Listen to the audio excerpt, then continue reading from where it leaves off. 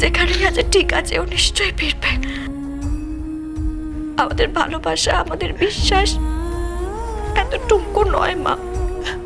আমি ঠাকুরের কাছে প্রার্থনা করব মা, তোর বিশ্বাসটা যেন সত্যি হয়। যিনি তোর সবকিছু কেড়ে নিয়েছেন সেই যেন তোকে সবকিছু ফিরিয়ে দেয়। হ্যাঁ, একবার দাদু ভাইকে দেখবো রে। না ম্যাডাম, এত রাতে আজকে আর সেটা সম্ভব নয়। আপনি প্লিজ কাল সকালে আসুন। এখন আমরা বেবির ঘরে খালি মাকেই অ্যালাউ করতে পারবো। আমি একবার আমার দাদু ভাইকে দেখতে পারবো না?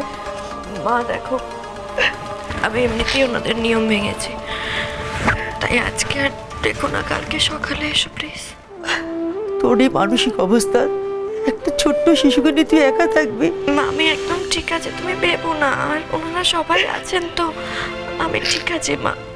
তুমি তুমি এখন সাবধানে বাড়ি যাও, বাড়ি থেকে রেস্ট নাও, আর একদম টেনশন করবে না, নীল ফিরে আসবে, আমিও ঠিক আছি, বুঝেছো?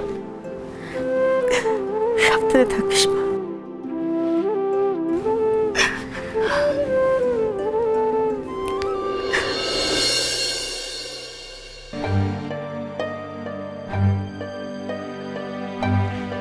দাঁড়ান ম্যাডাম, আপনি মর্গে গিয়েছিলেন, আর সে কারণে আপনি নিজেকে ফ্রেশ করে স্যানিটাইজ করে তারপর কেবিনে যাবেন, নাহলে বেবির ইনফেকশন হতে পারে। নার্স, ওনাকে নিয়ে যাও।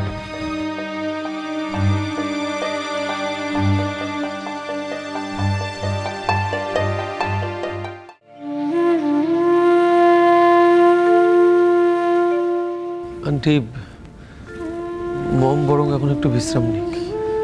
আপনারা কালকে আসুন। নীলকেও তো কালকে নিয়ে আসছেন।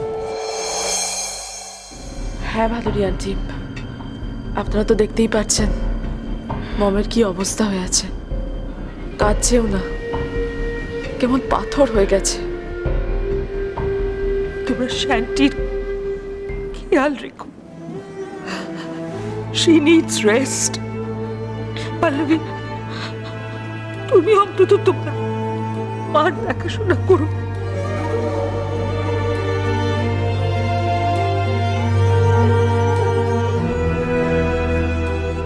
শান্তি, তোমার মধ্যে যে কি হচ্ছে সেটা বুঝতে পারছি। সন্তান হারা মাকে সান্ত্বনা দেওয়ার মতো ভাষা আমাদের নেই। তোমার গোল্ড সানজি নেই, সেটা আমরা মানতে পারছি না, তুমি কি করে মেনে নেবে?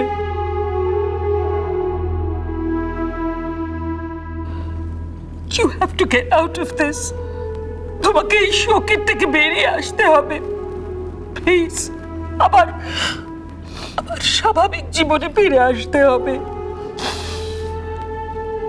We are always there. We are always there, Shanti. আজ আসি।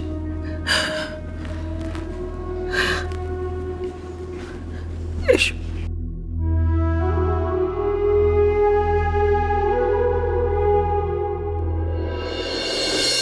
বড় বৌদি, মাকে নিয়ে গিয়ে একটু শুয়ে দাও, মায়ের ঘুমের প্রয়োজন। যাচ্ছি। মা উঠুন। চলো মম। মা চলো। সাবধানে। যাও।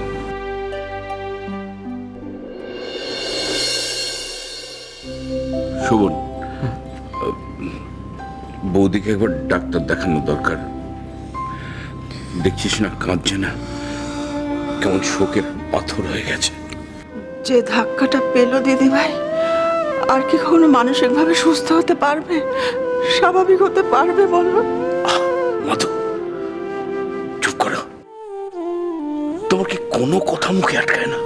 আমি যেটা বাস্তব সেটাই বলছি। আজ কার জন্য দাদা দিদি ভাইয়ের এই অবস্থা? তাদের আদরের শিমুলের জন্য। সন্তানটাকে পর্যন্ত মেরে ফেললো। কোন পাপের শাস্তি ভোগ করছে ভগবান? চুপ করো। শোভন, কাল ডাক্তারকে বলে শিমুকে একবার বাড়িতে নিয়ে আসতে হবে। নীল চিরকালের মতো বাড়ি ছেড়ে চলে যাবে, আর বেটা একবার শেষ দেখা দেখবে না। কাকাই, আমি কালকে শিমুলকে বাড়িতে আনার ব্যবস্থা করছি, কিন্তু তোমাদের সবাইকে আমি একটা কথা জানাইনি। শিমুল কিন্তু মর্গে গেছিল নীলকে শেষবারের মতো দেখার জন্য। কি বলছিসটা কি মেজদা ভাই? শিমুল হসপিটাল থেকে বেরিয়ে সোজা মর্গে চলে গেছে? আর তারপরে আবার ও হাসপাতালে ফিরে গেছে। বাহ, চমৎকার।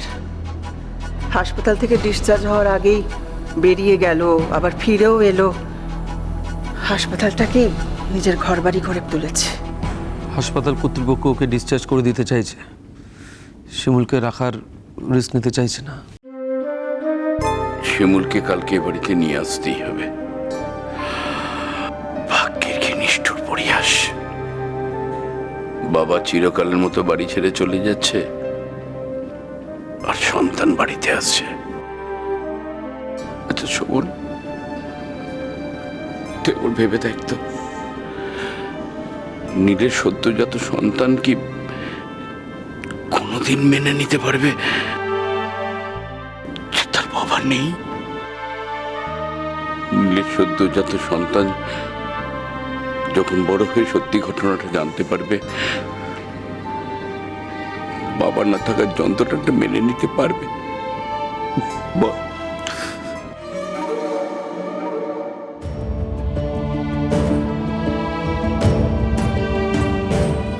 নিন, এবারে চুপচাপ শুয়ে পড়ুন, আর একদম উঠবেন না কিন্তু। যা কিছু দরকার আমায় বলবেন, ঠিক আছে? শুয়ে পড়ুন।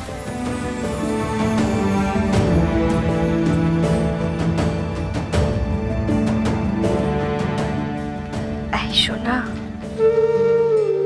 তোর বাবা বেঁচে আছে রে।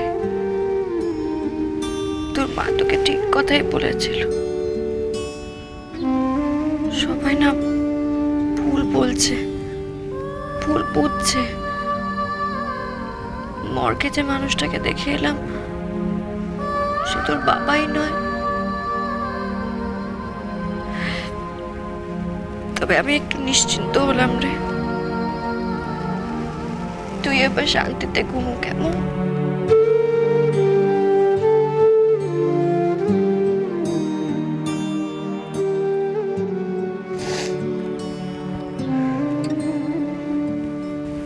আচ্ছা, মর্গের মানুষটা তো নীল নয়, তাহলে নীল কোথায় গেল? এখন আসছে না কেন? বাড়ির সবাই তো ওই লোকটাকে নীল ভাবছে। আমাকে তো সবাইকে বোঝাতে হবে, তারা সবাই ভুল ভাবছে। আর মা তো খুব কষ্ট পাচ্ছে। না না না, আমাকে তাড়াতাড়ি বাড়িতে গিয়ে মাকে বোঝাতে হবে, মাকে বলতে হবে যে তার গুলশন বেঁচে আছে, আমার নীল বেঁচে আছে। আমার নীলের কিচ্ছু হয়নি।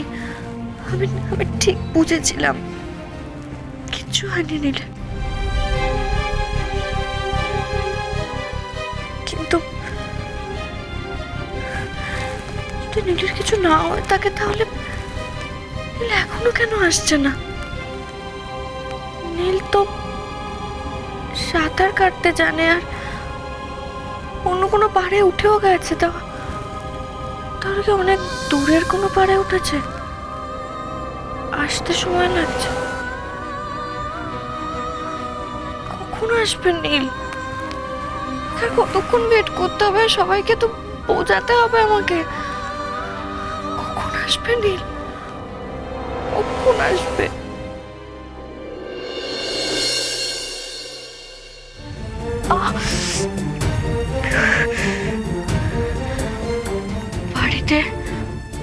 বাড়িতে মনে হচ্ছে কিছু একটা হয়েছে।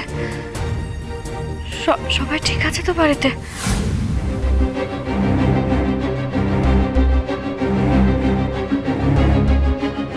সব কি বলছো তুমি?